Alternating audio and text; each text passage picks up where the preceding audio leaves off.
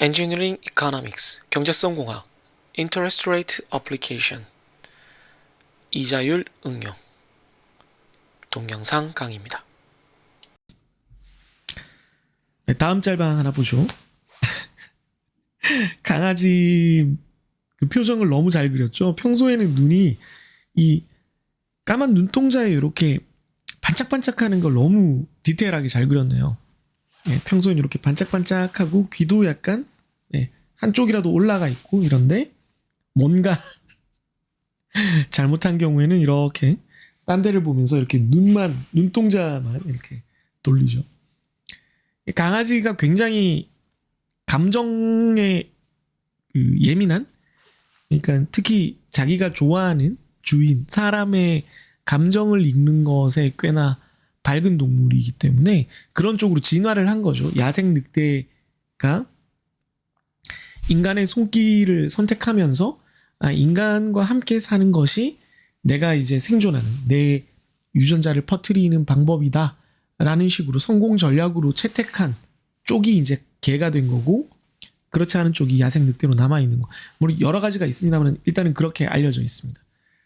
그러다 보니까 이게 그 종에게는 마치 식물이 광합성을 하고 또 육식동물이 사냥을 해서 고기를 얻는 것처럼 개들에게는 인간과의 감정적 교류를 통해서 이런 공생관계를 구축하는 것이 절대적인 지상과제입니다. 가장 그 메인 잡이 되겠죠. 주된 임무가 되겠죠. 주된 업무가 되겠죠. 그러다 보니까 강아지는 인간과의 교류에 아주 특화된 모습을 많이 보여줍니다. 뭐 저도 전문가는 아니지만 주워 들은 얘기죠. 그래서 강아지가 내가 정말 똑똑해서 이 상황을 다 안다거나 내가 뭐 이렇게 뭘 망쳤을 때 이거에 가치를 하는 그런 건 아니지만, 이게 뭔가 나랑 같이 사는 인간들이 이걸 싫어할 것 같다는 거를, 분위기를 아주 잘 캐치한다는 거죠. 네, 그래서 요 다음 그 그림을 보면 실제 강아지 표정 실사로 이렇게 보여주는데 정확히 이 표정이죠. 아주 어려 보이는데요. 어린 리트리버처럼 보이는데 경험이 충분하지 않음에도 불구하고 약간 본능적으로 느껴지는 이거 진짜 망했다, 조졌다, 이 느낌을 아는 거죠. 그런 표정을 짓고 있습니다. 저는 개인적으로 강아지를 아주 어릴 때 잠깐 키워본 것 이외에는 없습니다만은, 그런 경험이 없습니다만은, 뭐 다른 데서 이렇게 강아지를 만나거나 하면 왠지 모르겠지만 강아지들이 저를 좋아하는 편이어서, 단 하나 제 아내가 어릴 때 키우던 강아지는 그때 그 놀러 가도 저를 좋아하지 않았던 것 같습니다. 본능적으로 알고 있었나? 네. 아무튼 이 강아지 표정 너무 귀엽고요. 이 강아지 짤이 굉장히 공감을 많이 불러일으키는데, 선생님 입장에서 또 얘기를 하자면 학생 여러분들의 표정인가 이런 생각도 드네요. 뭔가 과제 망했는데? 나한테 질문할 것 같은데? 뭐 이런 표정일 수 있겠습니다. 뭐 제가 수업 시간에 여러분들을 많이 놀리기는 하지만 대답을 안 해서 놀리는 건 보통 굉장히 빨리 휘발되는 그런 서양 고춧가루처럼 하고 그냥 사라지는 그런 느낌으로 하는 거고, 대답을 아예 안 하거나 불성실한 경우에는 좀 진득하게 괴롭히죠. 그래서 만약에 여러분이 진짜 대답을 하려고 했는데 틀렸다 혹은 부족하다 그랬을 때는 이런 표정을 지으실 필요는 없고, 나 진짜 이거 공부 하나도 안 했다, 동영상도 안 보고 왔다, 과제도 안 풀고 왔다, 그러면 이제 여러분들 이름이 불려질 때는 이런 마음의 준비가 필요하긴 하겠죠. 짤방 보다가 협박을 했는데 아무튼 재밌는 짤방이었습니다. 이자율 응용, 좀 더 응용을 하는 걸 한번 보도록 하겠습니다. 사실 뭐 응용이라기보다는 좀 본격적인 팁을 주는 건데요. 더 일반적인 경우를 일단 설명을 하고, 그것 때문에라도 제가 지금부터 말씀드리는 이 팁이 필요하다라는 걸 한번 설득을 해보도록 하겠습니다. 더 일반적인 경우가 뭐냐? 실효이자율을 구하고 그걸 적용하기 위한 실효이자율을 우리가 구하는 이유가 있을 거 아니에요. 그걸 어떤 계산에 적용을 하고 싶어서 이자율을 구하는 건데 그게 적용되는 기간을 우리가 지불기간이라고 불러요. 지불기간. 혹은 effective rate period 혹은 effective period라고 부르는데 이게 명목기간, nominal period랑 지금은 똑같았잖아요. 1년에 명목 이자율이 있을 때 복리기간이 어떻게 되면 1년에 실효이자율이 어떻게 되냐 이것만 구하려고 했는데 우리가 1년의 실효이자율이 아니라 6개월의 실효이자율을 구한다면 혹은 다른 실효이자율을 구한다면 어떻게 되느냐? 그럴 때는 아까 복리빈도를 구했는데 여기까지는 똑같아요. 거기까지는 똑같은데 어디가 달라지느냐면 여기가 달라지죠. M을 K로 나눕니다. K가 명목기간과 지불기간의 상대적인 비율이에요. 크기의 비율입니다. 이게 도대체 뭔 말이냐? 이게 어려워요. 그러니까 일단 계산해야 좀 어렵습니다. 그러니까 대충 생각해보면 1년 12%짜리를 뭐 예를 들면 뭐 분기에 몇 퍼센트냐 혹은 6개월엔 몇 퍼센트냐 이렇게 구하고 싶다는 거예요. 그러면 얘랑 다르잖아요. 이게 이제 문제가 되는 거예요. 복잡해집니다. 그래서 만약에 이렇게 구할 때는 K가 얼마겠어요? 명목기간이 분기보다 4배니까 4가 되고 이렇게 될 때는 6개월은 1년에 2번 들어가니까 K가 2가 돼요. 이렇게 할 수는 있는데 그거 어느 걸 먼저 나누고 이게 헷갈리니까 팁을 알려드리겠습니다. 앞에서 예제 0402를 풀 때 마지막에 나왔던 그거예요. 우선 명목이자율은 어차피 계산이 안 되기 때문에 명목이자율은 실제로 그걸로 우리가 실효이자율을 계산을 안 하기 때문에 그냥 기간을 더 세부적으로 쪼갤 때 그냥 똑같이 나누기만 하면 됩니다. 그냥 떡 썰듯이 그냥 나누면 돼요.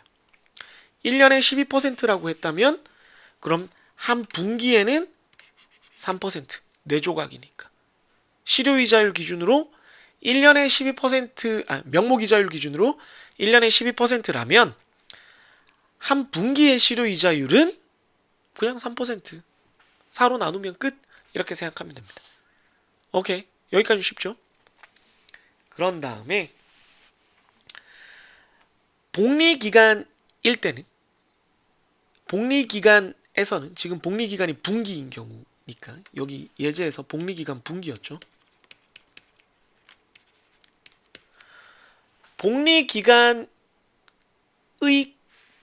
시간 단위를 우리가 가지고 이미 분기로 다 맞춰 놓은 상태에서는 실효이자율과 명목이자율이 같아져요.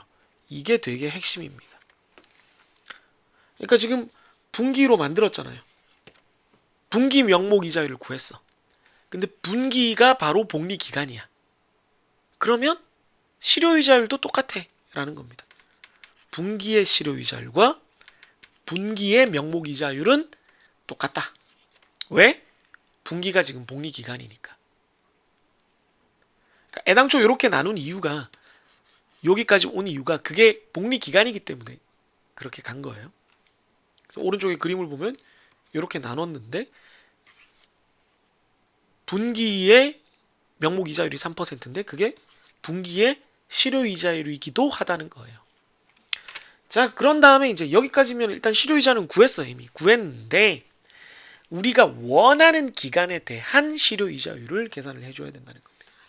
원하는 기간이 지금 1년인 거예요. 1년. 그럼 분기를 1년으로 늘려야 되는 거죠. 반대로. 네, 기간을 확대를 해줘야 되는 거예요. 그땐 복리 계산을 해준답니다. 이게 무슨 얘기냐면 이미 실효이자율이니까 분기마다 3%의 이자를 계속 주고 있다는 거예요. 분기마다 3%의 이자를 주고 있으니까 1년으로 늘리려면 4번 이자를 받아야 되는 거잖아요. 네. 한 번, 두 번, 세 번, 4번. 4번 이자를 받아야 1년에 이자를 다 계산을 할 수가 있게 된다. 따라서 분기의 실효이자율을 1년의 실효이자율로 바꾸려면 4승을 해주면 됩니다. 1 플러스 i는 1 플러스 iq의 4승. 그래서 1.03에 4승을 한 다음에 양변에서 1을 빼주면 12.55%가 나옵니다. 우리가 앞에서 구했던 그대로죠. 그래서 위의 공식을 모르더라도 이 3단계 공식을 이용을 하면 여러분들이 지불기간이 명목기간과 다른 경우에 실효이자율을 아주 헷갈림 없이 차근차근 구할 수 있다라는 겁니다. 네, 실효이자율 응용 예제로 한번 보도록 하겠습니다. 예제 0403 기간이 다른 실효이자율 명목이자율이 9% R이 9%인데 연이죠. 그러니까 여기 적은 것처럼 R이 1년에 9%입니다. 명목 기간이 1년이죠. 1년. 월복리 monthly compounding으로 계산한다. 네. 그러니까 복리 기간은 한 달입니다.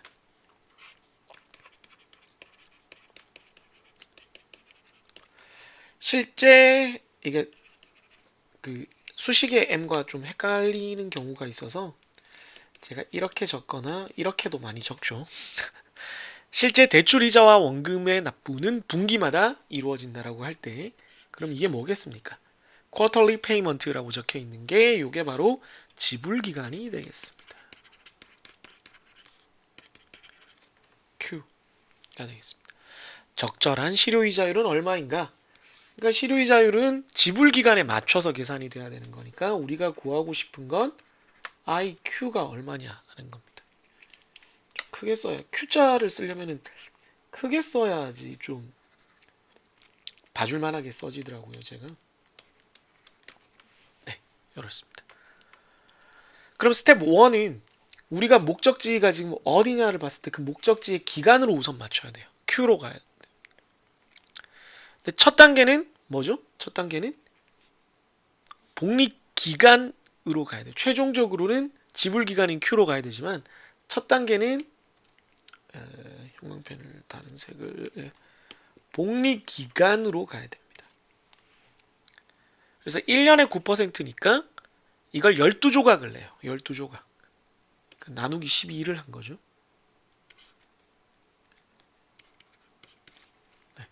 12분의 1로 했으니까 9를 12로 나눠서 0.75가 됐습니다. 9를 12로 나누면 3, 3은 9, 3, 4, 12, 4분의 3이니까 0.75가 되죠. 그죠? 스텝 2는 이건 뭐 사실 스텝 2를 따로 안 써도 되긴 한데 워낙 중요해서 제가 이렇게 쓰는 거죠. 스텝 2는 이미 복리 기간으로 맞춰져 있다면 실효이자율이랑 명목이자율이랑 다 똑같다. 왜? 기간이 이미 복리 기간이기 때문에. 복리 기간에서는 그 둘이 같다. 그래서 우리가 뭘 구했다? 실효이자율을 구했는데 실효이자율이 단 한 달 기준, 복리 기간 기준일 뿐인 거예요. 그럼 이제 실효이자율을 구하긴 구했는데 뭐 하나가 마음에 안 들어. 뭐가 마음에 안 들어요? 이렇게 돼야 되는데 아직 한 달 기준이니까 네. 분기 기준으로 바꿔줘야 되겠죠. 그러면 월을 분기로 바꿔야 되니까 월, 한 달을 분기로 바꾸려면 3배가 되는 거죠. 3배. 왜냐면 한 분기에 달이 3개 들어가니까. 그래서 3승을 하면 됩니다. 한 달의 이자율을 기준으로 그걸 이자를 3번 받으면 되는 거니까 3승을 해서 1을 빼주면 돼요. 그러면 우리가 구하는 분기의 실효이자율이 나옵니다. 그래서 1.0075에 3승을 한 다음에 1을 빼주면 2.27%가 나옵니다. 이걸 굳이 공식으로 쓰자면 바로 이 부분 3배가 되는 게 K이기 때문에 12분의 9까지는 똑같이 흘러가고 공식대로 그 다음에 11을 K가 요게 아니죠. 이 Q랑 1년 사이의 간격, Q와 1년 사이의 간격 4배가 K에 해당하기 때문에 요걸 여기다 집어넣어서 계산을 하면 여기가 3이 되거든요. 네, 이렇게 됩니다. 그래서 K분의 M이 요게 K분의 M인데 이걸 그냥 바로 여기다가 넣는다고 생각을 해도 되지만 어쨌든 다 헷갈리고 그런 짓 안 하면 돼. 요 계산은 여러분들 그렇게 권하지 않습니다. 어차피 이거 함수로 만들어져 있지도 않기 때문에 굳이 그럴 필요가 없습니다. 네. 그럼 이펙트를 활용하면 어떻게 되냐? 이게 이펙트는 시작하는 것과 끝나는 것이 이펙트 함수 넣기 전과 넣기 후에 총 시간 간격이 똑같아야 되는데, 피리어드 크기가 똑같아야 되는데 이건 아니란 말이에요. 처음엔 연이었다가 중간에는 월로 갔다가 나중에는 분기로 오고 안 되잖아요. 근데 최종 도착 지점이 분기니까 분기 상태의 명목 이자율을 넣어주면 되겠습니다. 1년이 9%면 분기로는 4를 나눠주면 되죠. 2.25% per quarter. 분기당 2.25%. 그러면 이걸 명목 이자율로 넣고, 지금 월복리니까 한 분기 안에는 복리 기간이 3이죠. 그렇게 해서 이렇게 구할 수 있습니다. 뭐 똑같은 건데, 예, 사실은 똑같은 건데 이렇게 할 필요가 있나 싶지만, 아무튼 굳이 이펙트 함수를 쓰지 않으면 이렇게도 할 수 있다라는 겁니다. 어렵죠? 팁으로 스텝 1, 2, 3로 계산하는 게 저는 가장 안 헷갈린다고 생각합니다. 네, 예제 0403 스프레드시트로 한번 보겠습니다. 방금 말한 대로 이자율이 1년에 9%인데 복리기간이 월이에요. 복리빈도 이게 같이 M이라서 좀 헷갈리는데 12가 되겠죠.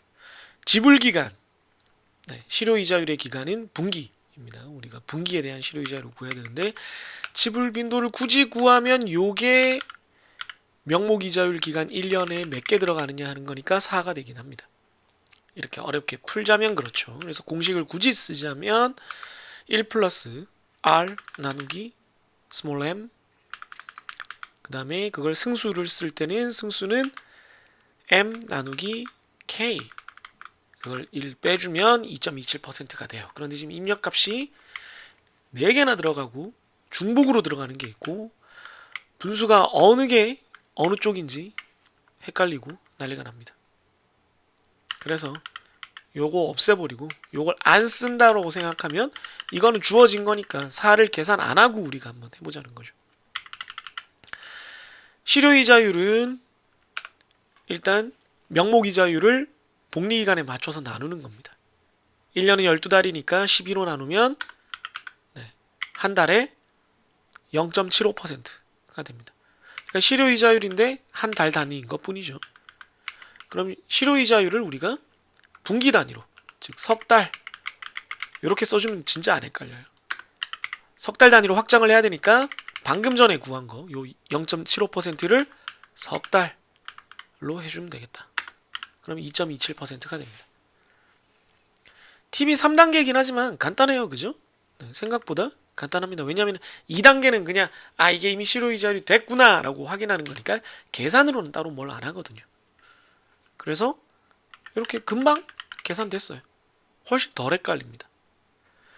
만약에 이펙트 함수를 굳이 쓰자면 이걸 분기 단위로 미리 명목이자율로 만들어 놓고 4가 되겠죠. 분기 단위로 쪼개놓고 2.25, 이 분기 안에서 월 복리가 몇 번 반복되냐? 월 복리가 한 분기 안에는 3번 반복된다. 그래서 이펙트 함수로 2.25%를 3번 복리 계산해라. 그럼 2.27%가 된다는 겁니다. 이펙트를 굳이 쓸 수도 있는데 이펙트도 엄청 헷갈리고 이렇게 해야 된다는 걸 떠올려야 되니까 얘를 계산하는 것도 이것 때문에 헷갈립니다. 제 생각에는 이런 문제가 나온다면 제가 팁으로 올려준 1, 2, 3단계를 적용하는 게 가장 좋다라는 생각입니다. 네, 이번엔 연속 복리에 대해서 한번 알아보겠습니다. 복리기간과 실효이자율의 관계를 한번 살펴보죠. 복리기간이 줄어들면 실효이자율이 증가합니다. 여러분들 실제로 계산을 한번 해보면 되는데, 명목이자율이 1년에 10%이고 지불기간도 똑같이 1년 단위로 계산을 할 때, 그러니까 최종적으로 실효이자율도 1년 단위로 우리가 계산을 할 거예요. 복리기간이 1년이면 그럼 복리빈도는 1이 되죠. 그럼 실효이자율도 그대로예요. 만약에 복리기간을 반년으로 잡으면 1년 안에 복리기간은 2번, 그러니까 이자를 2번 나눠 지급하는 거죠. 그러면 실효이자율이 그냥 명목이자율보다는 조금 커진 걸 볼 수가 있습니다. 그 다음에 분기로 4번에 나눠 지급하면 좀 더 커졌어요. 월, 즉 12번으로 나눠서 지급하면 10.5% 근처까지 갑니다. 주, 1년에 52번으로 나눠서 지급하면 10.51% 정도 됩니다. 그 다음에 1단위 365로 하면 1.515 정도 돼요. 근데 여기서부터는 거의 안 늘어나는 걸 볼 수가 있습니다. 1단위로 이자 지급하는 것도 아니고 시간 단위, 분 단위, 초 단위로 지급을 하면 복리 빈도가 어마어마하게 커져요. 그런데 이자율은 거의 똑같습니다. 세 자리까지 똑같죠. 1.517 반올림 고려해도 똑같고 반올림 고려 안 하면 네 자리까지 똑같습니다. 그래서 그래프로 오른쪽으로 그려보면 이거 다 그냥 이펙트 함수 쓴 거거든요. 별거 없이. 그려보면 복리빈도가 1일 때는 자기 자신이랑 똑같다가 복리빈도가 2, 3, 4 이렇게 해서 2, 4, 12 이렇게 올라가면 뭐 이 간격이 똑같지는 않지만 점점 올라가다가 말도 안 되게 숫자가 커지는데도 거의 더 이상 안 올라가고 멈추는 걸 볼 수가 있습니다. 그러니까 무한대로 안 간다는 얘기죠.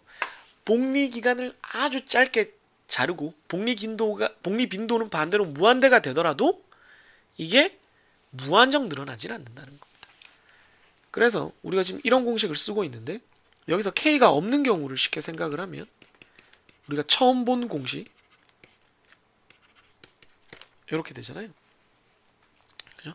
요 공식으로 생각했을 때 이게 아무리 커져도 I가 무한정 커지진 않는다는 거예요. 복리 빈도가 증가를 하면 실효이자율이 커진다. 이건 맞는 말인데 무한정 커지느냐 하면 그건 아니라는 겁니다. 그럼 무한정 커지면 어떻게 되느냐? 계속 줄어들어서 극한으로 가면 복리기간은 0에 가까워지고 반대로 복리빈도는 무한대가 되는 그런 상황을 우리가 연속복리라고 부릅니다. 연속복리. 네, Continuous Compounding이라고 합니다.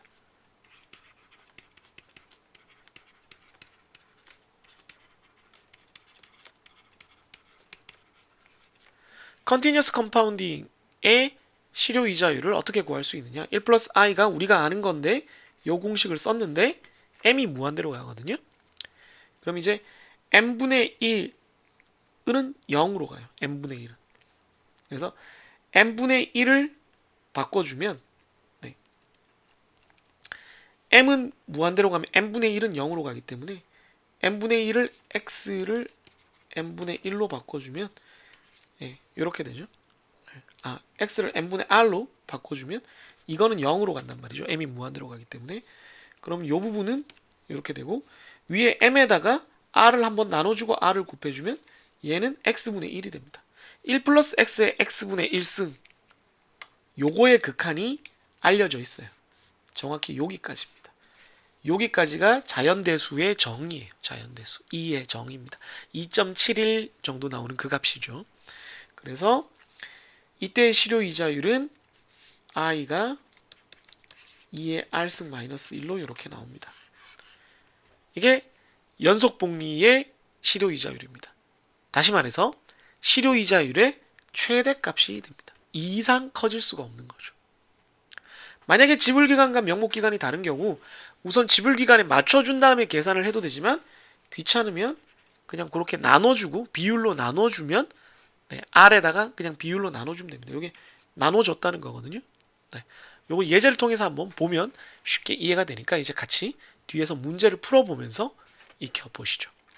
이 페이지를 다시 한번 정리하면 복리기간이 짧아지면 복리빈도가 늘어나고 그러면 실효이자율은 커집니다. 그럼 무한대로 커지냐? 그렇진 않고 한계가 있는데 그 한계를 우리가 연속복리라고 한다. 연속복리는 exponential 지수로 계산한다 라는 겁니다. 네, 예제 공사공사 적금액을 보겠습니다. 다음 분기부터 10년간 매 분기마다 적금을 넣기로 했다. 네. 최종적으로 3억 원을 모으는 것이 목표다. 네, 이게 F죠, F. 그리고 T는 10년 시점이겠죠. 적금액은 얼마가 되어야 하는가? 은행의 저축금리는 연 4%의 월복리가 적용된다. 그런데 지금 지불 기간은 분기인 거죠. 네. 지불 기간이 분기 Q입니다. 목표 금액 F는 3억 원인데 만원 단위로 하면 3만 원인 거고요. 저축금리 명목이자율은 1년에 4%. 그리고 월복리, 복리기간은 한 달, month. 그럼 우리가 기간 단위를 뭘로 잡을 거냐? 실효이자율을 뭘로 구하고 기간 단위를 뭘로 잡을 거냐라고 봤을 때 우리가 지불기간이 분기니까 분기. 일단 기간 단위가 분기입니다. 따라서 이 미래의 시점이 10년이 아니고 40분기가 돼야 되는 거죠. 40분기. 그럼 이제 이렇게 이제 생각을 해놓고 적금액은 얼마가 돼야 되는가? A죠. A. 매 분기마다 적금이니까 A가 얼마를 넣을 거냐? 분기. 이렇게 되는 겁니다. 자, 그럼 이제 우리가 구하는 게 A를 F로부터 구하는 거니까 F를 A로 바꾸는 공식 IN인데 기간이 뭐라고요? 40분기, 40개입니다. 이자율은 분기 실효이자율, IQ고요. 그럼 IQ를 이제 알아야 돼요. 네, I의 실효이자율을 우선 구하는데 복리기간이 월이니까 월의 실효이자율은 구할 수 있어요. 월의 실효이자율은 원래 연 4%인 걸 12로 나누면 되거든요. 네. 그러면 얼마입니까? 3이죠. 3분의 1% 월이 됩니다. 한 달에 3분의 1%가 실효이자율이죠. 이게 0.33333333 계속 되죠. 0.333 정도만 하면 너무 실효 숫자가 적어가지고 계산이 조금 부정확해져요. 그럼 이걸 가지고 이제 월 실효이자율을 분기 실효이자율로 바꾸려면 요걸 넣고 분기로 만들려면 3배 해줘야 되는 거죠. 3배. 그래서 3분의 1%를 다시 3승 해주면 1.0003이 됩니다. 생각해보시면 1년에 4%니까 분기면 4분의 1이잖아요. 대략 1% 근처가 돼야 돼요. 1% 근처가 됐죠. 네. 확실히 해주려면 이렇게 써주면 됩니다. 그럼 이걸 넣어서 요 공식에다가 이제 요 자리에 요 실효이자를 넣어서 F를 A로 바꾸는 계산을 해주면 됩니다. A를 구하는 거니까 PMT 함수 쓰면 되겠죠. PMT 함수 써서 계산하는 건 이제 스프레드시트로 해보겠습니다. 이 문제를 보시면 이제 실효이자율을 가지고 우리가 앞에서 이자율 계산, 이자율 공식 가지고 현금 흐름 계산했던 그런 예제들을 또 똑같이 하는 건데 실효이자율 계산 파트가 좀 복잡해지는 것 뿐입니다. 그래서 이렇게 스프레드시트로 풀기 전까지의 과정을 잘 정리해 놓는 게 훨씬 더 중요해졌어요. 여러분들 그걸 꼭 기억하고 염두에 두고 문제를 보기 바랍니다. 예제 0404 명목이자율이 방금 본 것처럼 4%이고 복리기간은 월, 복리빈도는 12, 지불기간은 분기입니다. 월 실효이자율은 12분의 4니까 아까 말한 대로 3분의 1이에요. 3분의 1. 그런 다음에 실효이자율을 분기로 구하면 요걸 3승한 다음에 1을 빼주면 되니까 1.003%가 나옵니다. 목표 금액 3억 원을 40분기 만에 달성을 하고 싶어서 얼마씩 넣어야 되냐? 그럼 PMT를 해서 이자율, 기간 넣고 현재 가치 없고요. 미래 가치만 있습니다. 그래서 F 3억 원을 넣어주면 분기마다 613만 원을 넣으면 됩니다. 만약에 이걸 월적금으로 하면 얼마나 달라지냐? 그럼 월 실효이자율은 여기 나와 있으니까요. 똑같이 3억 원을 하는데 월이니까 이게 40분기 혹은 10년 후가 아니라 120개월이 되겠죠. 그럼 이자율 0.333 120개월 역시 현재 가치는 없고요. 미래 가치 3억 원을 넣으면 203만 원이 나옵니다. 분기에 한 번 613만 원을 넣는 것보다 매달 203만 원을 넣는 게 좀 유리할 수도 있죠. 왜냐하면 해보면 3배 하면은 609만 원, 610만 원 정도거든요. 한 2, 3만 원 아낄 수 있습니다. 물론 사실은 돈의 시간 가치가 적용되는 거니까 같은 거지만 좀 매달 정기로 걸면은 월 적금으로 하면은 분기 적금으로 거는 것보다 좀 낫겠네 뭐 이런 생각을 할 수도 있겠습니다. 어쨌든 월 200만 원 혹은 분기당 600만 원을 10년간 모아야 3억 원을 모을 수 있다. 어마어마한 돈이죠. 네, 그렇습니다. 네, 연습 문제 이그잼플 0405 적금 만기액 또 같이 풀어보죠. 오늘부터 매월 50만 원을 10년간 적립하려고 한다. A겠죠. A가 50만 원입니다. 10년간 적립. 근데 지금 기간이 어떻게 설정될지 몰라서 좀 기다려 보세요. 일단 10년인데요. 원리 합계는 얼마인가? 그러니까 F를 구하고 싶다는 얘기입니다. 네. 구하는 값은 F죠. 명목 이자율은 연 3%이며 그러니까 R이 1년에 3%이다. 이 얘기고요. 연속 복리를 적용한다. 연속 복리를 적용하니까 그냥 매월 50만 원이니까 기간은 10 곱하기 12 해서 120인데 여기 이제 함정이 있죠. 오늘부터입니다. 오늘부터니까 오늘도 입금을 한다는 거거든요. 그래서 오늘 한 번이 더 있어서 121입니다. 여기 밑에 그래프가 그려져 있지만 지금 당장도 돈을 입금하고 10년 후에도 돈을 입금해서 121번을 입금하는 그런 겁니다. 한 달 후부터가 아니고 오늘부터죠. 네. 요게 함정이었다. 이 얘기입니다. 연속 복리를 적용하니까 이제 매월의 실효 이자율을 구하고 싶습니다. 일단 공식을 써가면서 한 단계씩 살펴보도록 하죠. 우리가 구하는 F는 A로부터 구해야 됩니다. A는 50만 원인 걸 알고 있어요. A에서 F 구하는 공식을 쓰는 것도 알고 있습니다. 그런 다음에 실효이자율. 이게 월 단위로 입금을 하니까 월 실효이자율을 알아야겠죠. 그리고 월 기간은 121개월입니다.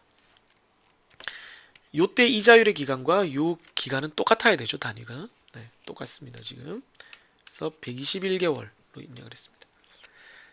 이제 이 실효이자율은 우리가 뭘로 한다고요? 연속복리로 구합니다.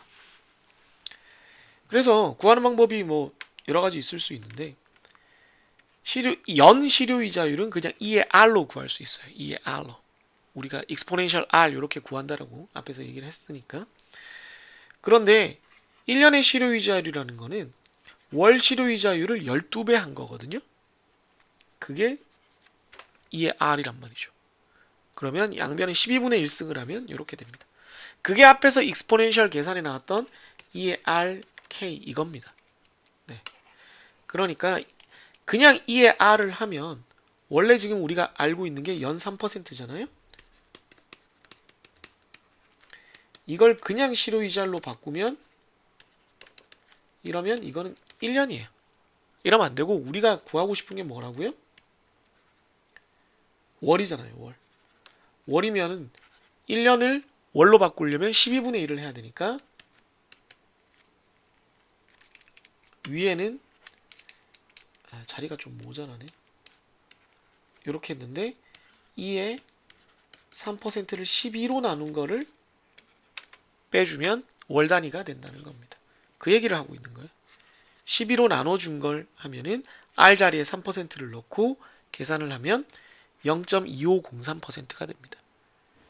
명목이자율이 연 3%면 그냥 3% 나누기 12 하면은 0.25% 나와요. 대충 이 근처 나와야겠죠. 연속복리니까 조금 커지긴 하겠지만 이 근처 나와야 되죠. 그럼 이제 대충 내가 맞게 계산했구나 라는 걸 확인했고 그걸 이 공식에 넣어주면 7천만 원 정도 나오네요. 7,056만 원이 나옵니다. 이걸 다 하면 사실 이 마지막 부분 계산하는 거 실제로 7천만 원 나오는 거 FV로 계산하는 거는 금방 하니까요. 여기까지를 유념해 보시고 스프레드시트로 한번 따라해 보시죠. 네, 이그젠플 0405 스프레드시트로 보겠습니다. 명목이자율 R이 1년에 3%입니다. 복리기간이 0이에요. 0. 복리빈도가 무한대인 연속복리고요. 지불기간은 월입니다. 그래서 실효이자율은 익스포넨셜의 3% 나누기 12 빼기 1입니다. 그래서 0.2503% 정도 되고요. 이게 사실 뒤로 계속 더 있어요. 그래서 이 수식을 그대로 사용하는 것이 항상 중요합니다. 어린 값을 그냥 숫자로 쓰지 말고. 적립금액 50만원 A, 적립기간 121개월, 10년 12개월 플러스 1. 원리합계는 7,056만원이 어떻게 나오느냐? FV, 이자율, 기간, 그 다음에 A가 50만원 넣어주면 7,055만 9,300원 혹은 7,056만원 정도가 나옵니다.